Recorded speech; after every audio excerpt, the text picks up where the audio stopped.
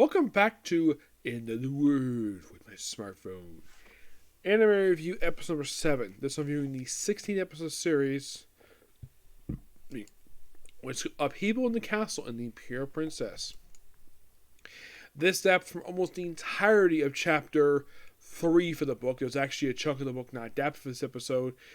From what I can tell by the description for next week, it looks like I finished that one. But there's one in particular I hope they really include in this series. There's a scene involving one of the knights and actually, Toya's maid, one of his maids who they're related to. I'll get to that. So, the episode starts out with Toya talking to Linz about going to the Regulus Empire to get some more books. And there's some strange stuff going on there. And then you go straight there. And in case you're curious, though, does the chapter start up with that? You might ask, because this thing covers a lot, but it cuts like a lot of stuff out here. So, okay, so they changed it with Linz, which is Yao in the book, he's a Linz. So, he goes there, and oh my gosh, there's a coup d'etat going on. Yep. He, of course, saves a soldier, which later on in the episodes reveal this actually is the crown prince of the empire, which I'll get to that. So he saves the person. This actually was an addition here. Right after he saves him, he gives a little bit of info what exactly is going on. And of course, Toya mentions it's a coup d'etat. Now, in the book, they go a little bit more detail in this coup d'etat. I mentioned that this general, it's a little bit more like extensive detail. Now, I'm sure that JC's tab probably had this cut because they wanted to move the story along. They probably felt this was dragging out the story, so move along there. If you want to detail exactly what else basically happened in that conversation, just read this book. So he drops them off at basically this kind of like this storehouse, which, in case you're curious though, did Toya do this in the book with this soldier? No, he did not. He just talked to him and then he just left. I'm glad the fact they changed. Of course, they decided to go to the palace, which they actually cut out the part where he finds the castle gate was destroyed. Yeah, they cut that out. That I thought was quite strange. That would have been shocking to see. But no, he just hops right in, comes to the window, sees that soldier's on. Now, in the book, he encounters basically a character he encounters just after this. They kind of swap this a bit, kind of. They keep some stuff in here for this next part, but it's slightly altered, but not too much. We see a girl screaming. Toya does search and finds the girl quickly. And we meet Lou for the first time. Yes, we finally meet her.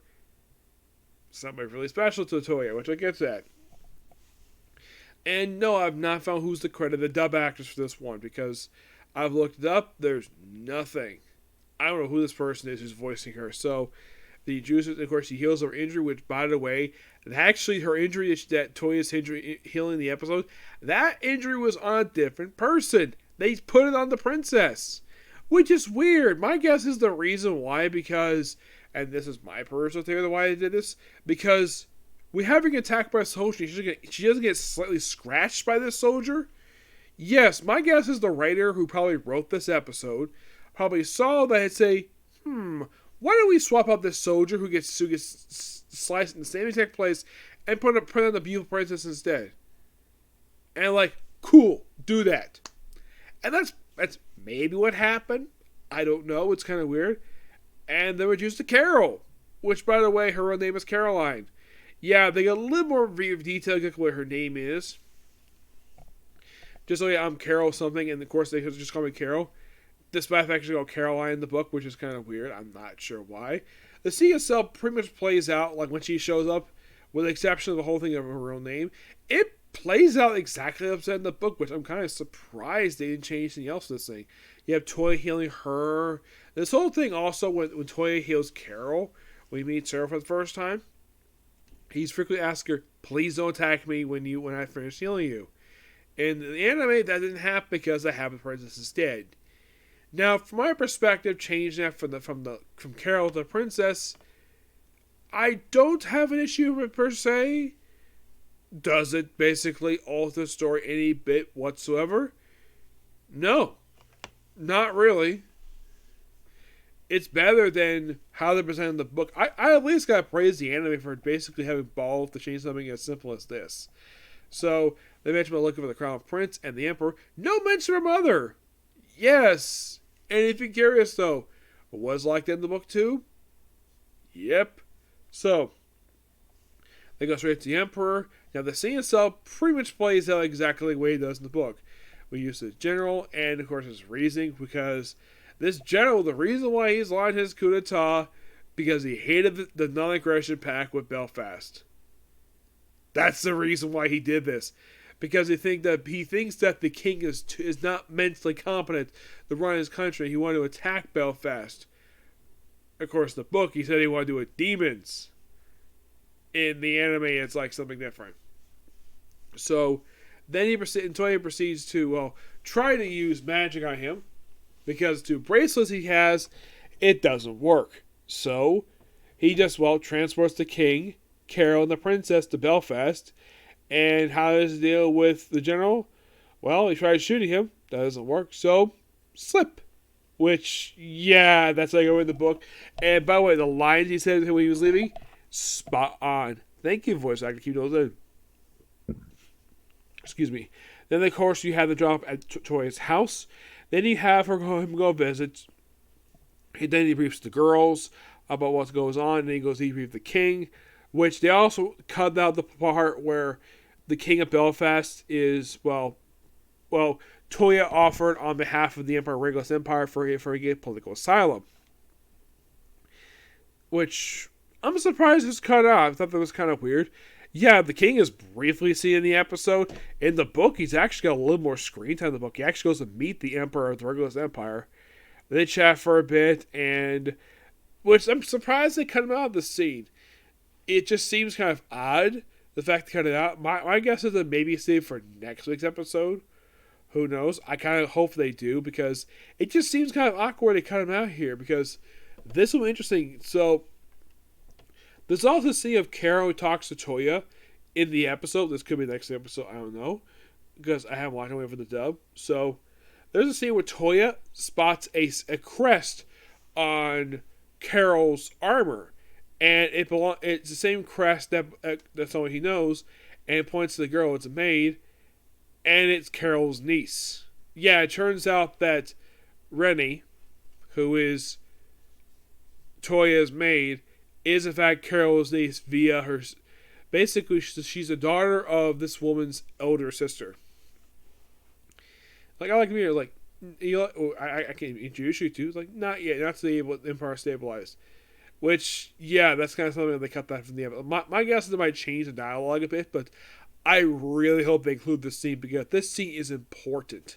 Really important. It has a really cool scene in another book that really needs to happen, because it's more background information on Renee, a character who has not done much in the anime. Yeah, because the anime cut a lot of backstory for her in the first season. Because that Count who appeared for one episode of season 1, yeah, it turns out he was actually laundering money. He was actually a lot of information they cut there. Like stuff related to the orphanage. The fact he kind of forced him to become a petty thief. Yes, though you could say, they cut out because of time. Yeah, it seems like a lot of good info he should cut because of time. But it doesn't really hurt the story at all. But I'm hoping they eventually do put that back in the anime as a flashback. I hope they have a whole episode dedicated to that.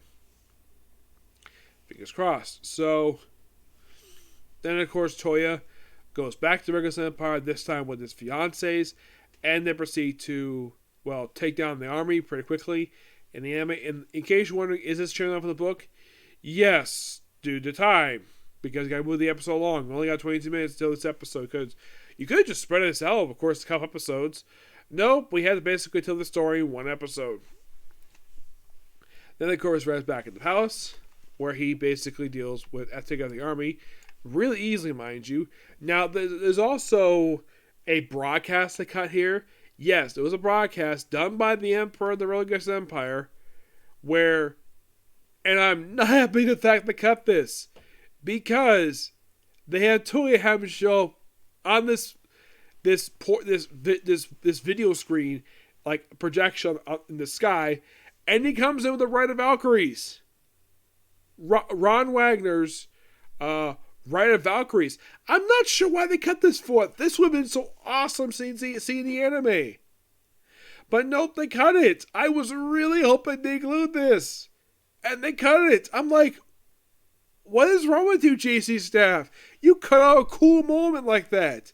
Him coming on that. It's awesome music. Which, by the way, Brian Danielson's overused it for years. That would have been awesome. But nope. Have him do a conference, and of course, in the book, he cuts the fact that, hey, sorry, there's been a coup d'etat going on, and basically, we have this general basically responsible. Take out those are just sort of uniforms. Yeah, it's kind of they cut out that bit there, and of course, they had the broadcast late after the defeat the general. How? Well, Toya takes on the demon lord by using gravity, just hit him right in the back of the head, knocks him off the roof of the palace. And then he defeats the general by, okay, you can't shoot him with magic. You can't fire physical stuff at him. But how about basically knocking him out? How? With a dead slime. Yeah, so he basically moves Toya. Toya moves into the thing. And he's knocked out cold. And then you have it where basically the second broadcast, like the coup d'etat is over. He apologizes and shows up the general, which, by the way, the anime is presented exactly the way the book does, which I thought was quite funny. And then, like, immediately, by the way, there's also a whole thing here when, I forgot to mention this, when Yumina first meets Lou, basically she mentions, oh yeah, that Toya's her fiance, and of course she does notice something about her that, of course, is set up for the next episode, which I'll get to that next week. So, then the episode ends with basically his fiancés and Lou being, P.U., you stink. Why? Because they touched basically the smell from, getting the bracelets off the general who was in prison.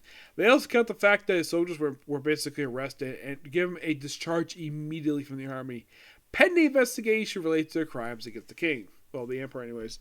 But it definitely was a good episode. They kept surprisingly a lot in.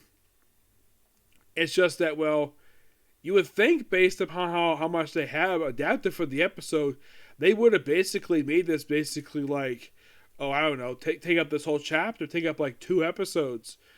No, it was condensed into 1 episode for time. Yeah. But yeah, that's going to be pretty much it, particular view. Next in the Comic Corner, and after that be Eden Zero. Okay, next video. Bye.